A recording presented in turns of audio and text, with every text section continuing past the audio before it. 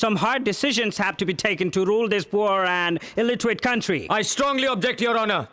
Neither my country is poor, nor is it illiterate.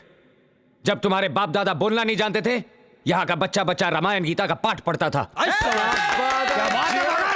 सोने की चिड़िया था हमारा देश, वो सोना जिसकी चमक तुम्हें इंग्लैंड से यहाँ तक खींच लाई। यही लूटने आए थे ना ईस्ट इंडिया कंपनी के नाम पर, भूल गए?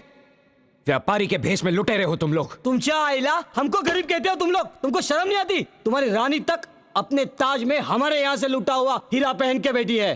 कोई नूर हीरा चोर। Order order. क्या ऑर्डर लगा रखा है? एक की बजाय 3 जज बैठे हैं तो इसका मतलब ये है हम डर जाएंगे? 3 की जगह 300 बिठा दो तो भी हम नहीं डरेंगे। सच बोल के रहेंगे और तुम्हें सुनना पड़ेगा। क्या ब्रिटिश लगा रखी है? किस बात का घमंड है तुम्हें? खाने में हाथ की जगह छुरी कांटे का इस्तेमाल करते हो, इस बात का? या धोने में पानी की जगह कागज का इस्तेमाल करते हो, इस बात का?